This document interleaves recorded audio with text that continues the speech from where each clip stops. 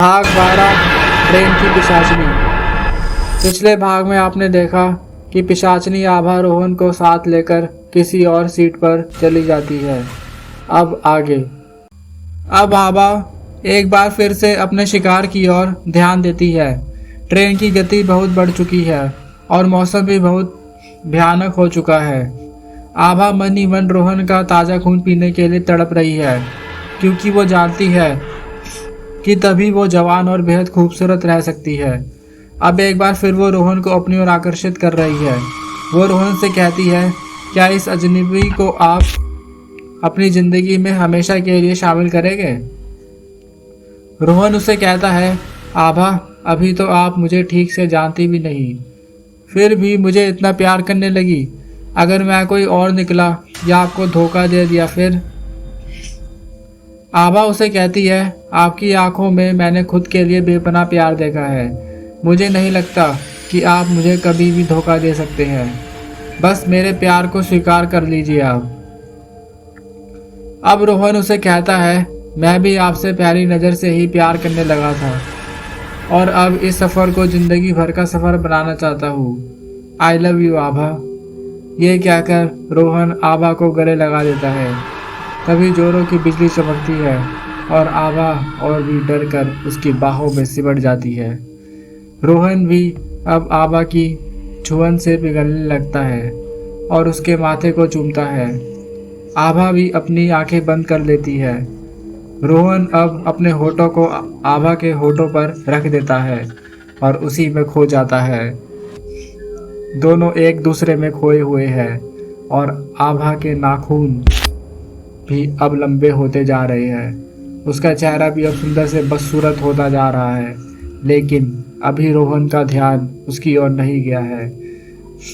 वो तो आंखें बंद किए बस उस पर अपने प्यार की बौछार कर रहा है।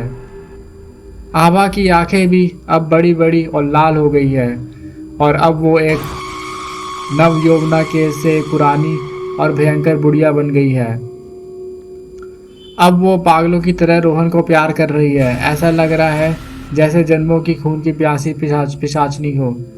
रोहन को भी अब बर्दाश्त नहीं होता और वो जैसे ही खुद को उससे अलग करके उसका चेहरा देखता है तो उसके रोंगटे खड़े हो जाते हैं। इतना भयानक चेहरा, लाखों झुर्रियाँ, लाल लाल आंखें, लंबे नाखून और गंदे दांत, कोई भी देख ले तो डर जाए। अब रोहन की उसे देखकर चीख निकल जाती है और वो उसे धक्का देकर दूर हो जाता है। रोहन वहाँ से भागने की कोशिश करता है, लेकिन जिस दिशा में जा रहा है उसे आभा भी नज़र कर रही है। बाहर भयंकर बारिश हो रही है और ट्रेन की लाइट भी अब कभी आ जा रही है। अब रोहन आसपास सोए हुए लोगों को उठाने की कोशिश करता है तो देखता है कि वो सभी तो सड़ी और गली लाशें हैं सिर्फ। वो ये सब देखकर अंदर तक डर जाता है। वो अब डर के इधर उधर दौड़ने लगता है, लेकिन अब वो सभी मुर्दे की भी उठकर उसे चारों ओर से घेर देते हैं। ट्रेन की लाइट कभी आ रही है तो कभी जा रही है। रोहन पागलों की तरह चिल्ला रहा है, लेकिन उसकी सुनी भी तो कौन उन मुर्दों में। अब ट्रेन वाली पिशाचनी उसकी ओर बढ़ रही है और रोहन उससे पूछता है, क्या चाहती हो तुम मुझसे? मैंने तुम्हारा क्या बिगाड़ा है जो मेरे पीछे पड़ी हो? अब पिशाचनी जोर जोर से हंसने लगती है। हा हा हा।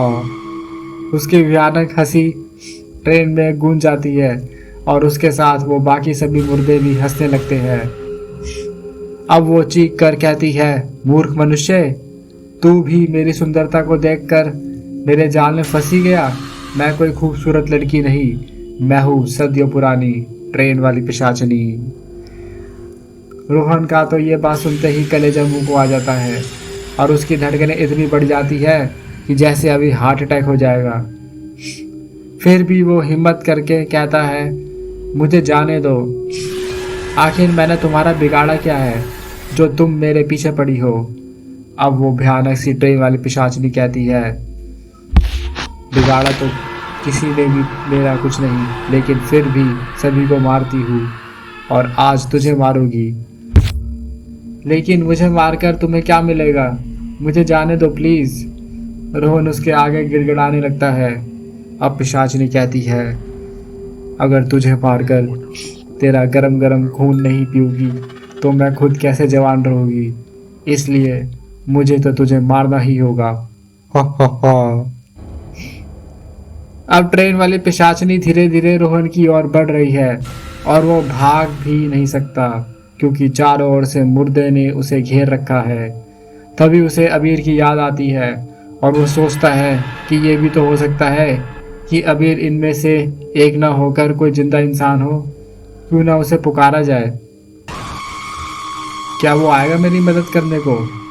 रोहन अब इसी उधेड़बुन में ही है और ट्रेन वाली पिशाचिनी उसके बेहद करीब आ चुकी है। गाड़ी में अब भयंकर अंधेरा हो चुका है।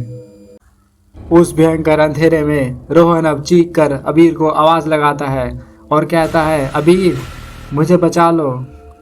उसके आवाज देते ही ट्रेन में अंधेरा गायब हो जाता है और चारों ओर रोशनी हो जाती है। तभी रोहन मुड़कर देखता है तो उसके पीछे ही अबीर खड़ा होता है। उसे देखते ही पिशाचिनी एक बार फिर से खूबसूरत सी जवान लड़की बन जाती है। अबीर अब रोहन से पूछता है कि क्या हुआ, तुम चीखे क्यों मार रहे हो। अब रोहन दौड़कर अबीर के पास आता है और उसके गले लग जाता है। अब रोहन कहता है, अबीर अच्छा हुआ तुम आ गए, नहीं तो ये पिशाचिनी मुझे अभी जान से मार देती और मेरा सारा खून पी लेती। आभा अबीर को देखकर पहले की तरह मासूम सी खड़ी हो जाती है, जिसे देखकर अबीर कहता है, रोहन तुम किसकी बात कर रहे हो, यहाँ तो सिर्फ आभा ही खड़ी है। तब रोहन कहता है, अबीर मैं इसी आभा की बात कर रहा हूँ, ये कोई लड़की नहीं बल्कि ट्रेन वाली पिशाचिनी है। अब तुम्हें देखते ही फिर से खूबसूरत सी लड़की बन गई है। ये सभी यात्री सोए हुए लग रहे हैं, ये सभी भी मुर्दे हैं। ये बात सुनकर अबीर जोर जोर से हंसने लगता है और कहता है, आभा के पास जाकर उसकी आंखों में आंखें डालकर कहता है, ये आसमान की पूरी तरह तुम्हें कोई ट्रेन वाली पिशाचिनी लग रही है, अजीब कल्पना है तुम्हारी भी। अब आभा भी नाटक शुरू कर देती है और अबीर के इस प्रकार गले लग जाती है जैसे उसी के साथ कुछ बुरा हुआ हो। अब वो अबीर से कहती है, अबीर अच्छा हुआ तुम आ गए, नहीं तो ये घटिया इंसान आज मेरे अकेलेपन का फायदा उठा लेता। अब रोहन कहता है, अबीर ये झूठ बोल रही है, सच में ऐसा कुछ नहीं है जैसे ये बता रही है। अब अबीर कहता है, देखो मुझे नहीं पता कौन सच बोल रहा है कौन झूठ, इसलिए चलो अपनी सीट पर चलते हैं और फिर वही फैसला करेंगे कि कौन सच कह रहा है और कौन झूठ। अब रोहन और आभा दोनों ही अबीर के साथ चुपचाप से अपनी पहले वाली सीटों पर आ जाते हैं। अब आभा एक सीट पर अबीर के साथ बैठी हुई है और ठीक उसके सामने वाली सीट पर रोहन भयभीत सा हुआ बैठा हुआ है। आभा अब मन में सोच रही है कि चलो खून ना मिला आज रात तो कोई बात नहीं, कम से कम अबीर का साथ ही मिल जाए तो इसे किसी तरह अपने महल में ले जाकर अपना पति बनाकर एक पिशाच बना दूं। अब वो अबीर के कंधे पर सिर रखकर इस तरह नाटक कर रही है जैसे सच में ही बहुत भयभीत हो। अब अबीर उसे अपनी बाहों में लेता है और कहता है, मेरी जान मैं हूं ना, फिर क्यों भयभीत होती हो। आभा भी अब खामोशी से अबीर की बाहों में सिमटी हुई बैठी रहती है और कुछ नहीं कहती। अब रोहन अबीर से कहता है, अबीर अभी भी कह रहा हूँ इस पिशाचिनी से दूर रहो, ये तुम्हें जान से मार देगी। अबीर अब रोहन से कहता है, रोहन मैं मान लेता हूँ कि ये एक पिशाचिनी है, लेकिन फिर भी मुझे पसंद है, बहुत चाहने लगा हूँ मैं इसे। वो तो तुम बीच में आ गए, नहीं तो ये पहले से ही मेरी बाहों में होती। इसके हाथों से मरना भी कबूल है मुझे। आभा भी अबीर की बातें सुनकर मदहोश हो रही थी। वो अब अपना ध्यान रोहन की ओर से हटाकर अबीर की ओर केंद्रित कर लेती है। अबीर अब आभा से कहता है, आभा मुझे पहली नज़र से ही तुमसे प्यार हो गया था। अगर तुम्हारी इच्छा हो तो उम्र भर तुम्हारे साथ गुजारने के लिए मैं तैयार हूँ। आभा अब शर्माते हुए अबीर की ओर देखती है और कहती है कि मैं तैयार हूँ, सारी जिंदगी आपके नाम करती हूँ। अब दोनों ही एक दूसरे की बाहों में सिमटे हुए हैं। अब रोहन अबीर से कहता है कि अगर ये तुम्हें इतना ही प्यार करती है तो तुम इससे कहो कि मुझे इस ट्रेन से जिंदा उतार दे। अबीर कहता है ठीक है, अगले स्टेशन आते ही तुम उतर जाना। मैं तुमसे वादा करता हूँ कि तुम इस ट्रेन से सुरक्षित जाओगे। वैसे तो मैं जानता हूँ कि ये पिशाची नहीं है, लेकिन फिर भी अगर ऐसा भी है तो तुम्हारी सुरक्षा मैं करूँगा। ये मेरा वचन है तुमसे। अब रोहन को भी कुछ तसल्ली होती है और वो खामोशी से अगले स्टेशन का इंतजार कर रहा है। आभा और अबीर एक साथ बैठे हुए प्रेम की वार्तालाप में व्यस्त है। अब आभा अबीर से कहती है, अबीर क्या तुम मेरे साथ मेरे घर चल सकते हो मेरे बाबा से मिलने? मैं चाहती हूँ कि हम अपने रिश्ते की शुरुआत उन्हीं के आशीर्वाद से करें। अबीर कहता है ठीक है आभा, जैसा तुम चाहो, लेकिन तुम भी मेरी एक गुजारिश मान लो। आभा कहती है कैसी गुजारिश? अबीर बोलो। अब अबीर शरारत भरी मुस्कान लिए कहता है, सिर्फ एक बार क्या हम इस तन्हाई का फ़ायदा नहीं उठा सकते? मैं अपने इस ट्रेन के सफ़र को यादगार बनाना चाहता हूँ। अगर भरोसा हो तो क्या आज की रात मेरे करीब आ सकती हो? आभा जो खुद भी अबीर में खो जाने के लिए तरस रही है, वो शर्माते हुए पलके झुकाकर हाँ में सिर हिला देती है और कहती है, मुझे भरोसा है तुम पर अबीर, तो जो तुम चाहो वो पा सकते हो। अबीर अब उसे अपनी मजबूत बाहों में उठाकर अपने साथ ट्रेन के एक अलग से डिब्बे में ले जाता है और वहाँ जो आभा देखती है तो बस देखती ही रह जाती है। उसे जरा भी उम्मीद नहीं था कि उसकी जादू से भरी इस ट्रेन में कोई इंसान उसके लिए ये भी कर सकता है। वो अबीर की बाजुओं से निकलकर डिब्बे को देखने लगती है। आभा देखती है कि पूरा डिब्बा खाली है और गुलाब के फूलों से सजा हुआ है। ऐसा लग रहा है जैसे शादी के बाद की आज पहली रात हो। आभा इस खूबसूरत नज़ारे को देखकर दंग रह जाती है और गाड़ी के उस डिब्बे को बहुत निहार रही है। एक पल के लिए तो वो भूल ही जाती है कि वो एक पिशाचनी है। वो अब अबीर से कहती है कि अबीर अब कैसे किया, वो भी एक चलती हुई ट्रेन में। अब अबीर उसे अपने गले लगाते हुए कहता है कि सब बता दूंगा आभा, बस इस पल को जी ले। ये कहकर वो आभा के माथे पर एक प्यार भरा चुंबन करता है। अब आभा की भी पलकें शर्मन से झुक जाती है और उस पर भी अबीर के प्यार का खुमार चढ़ने लगता है। लेकिन तभी अबीर उसे खुद से अलग करता है और कहता है, रुको 2 मिनट। आभा उसे हैरानी से देखती हुई पूछती है, क्यों, क्या हुआ अबीर?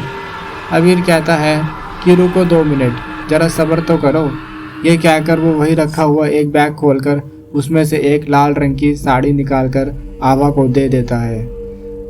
अब इससे पहले कि आभा कुछ समझ पाती, अबीर कहता है कि आभा ये साड़ी मेरी माँ की है जो मैं बैग में ही रखा। माँ अब इस दुनिया में नहीं है, इसलिए उनके आशीर्वाद के रूप में उनकी ये निशानी अपने साथ रखता हूँ। आज मैं चाहता हूँ कि इतनी खास रात में तुम मेरी माँ की ही साड़ी पहनो।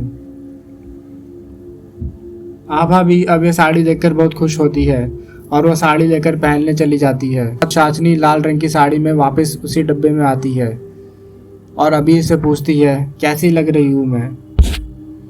अबीर उसे कहता है कि बिल्कुल स्वर्ग से उतरी हुई अप्सरा लग रही हो। मुझे तो यकीन ही नहीं हो रहा कि तुम मेरी किस्मत में थी। बस कभी मुझे छोड़कर मत जाना। आभा भी अब बिल्कुल भूल चुकी है कि वो एक पिशाचनी है। वो इस समय खुद को एक नई नवेली दुल्हन की तरह ही महसूस कर रही है। अब अबीर भी आभा के करीब आ रहा है और उसे गले से लगा लेता है। आभा भी अब पिघलने लगी है और अपनी असली पहचान को भूलकर अबीर के प्यार में खोती ही चली जा रही है। अबीर की छुअन उसे एक पिशाचनी से एक लड़की में परिवर्तित कर रही है। बाहर भयंकर बारिश उस पर बिजली के बार बार चमकना और उस पर पिशाचनी का एक मनुष्य के करीब आना उस रात को बहुत अजीबोगरीब बना रहा है। अब अबीर आभा को अपने आगोश में ले लेता है और आभा भी मोम की तरह पिघल रही है। वो अब खुद को पूरी तरह से अबीर को सौंप चुकी है। दोनों का मिलन भी हो चुका है। आखिर कार्यक्रम पिशाचनी और अबीर का मिलन ही हो गया है, वो भी उसकी खुद की एक जादुई ट्रेन में। अब आभा मदहोश हुई आंखें बंद करके लेटी हुई है। उसे कुछ होने वाले समय में उसके साथ क्या होने वाला है, वो तो बस अबीर और खुद के मिलन के खूबसूरत पलों को याद कर रही है और खुद से ही शर्मा रही है। तभी अब अबीर उठता है और आंखें बंद करके एक मंत्र जपने लगता है। उसके मंत्र जपने से आभा तड़पने लगती है।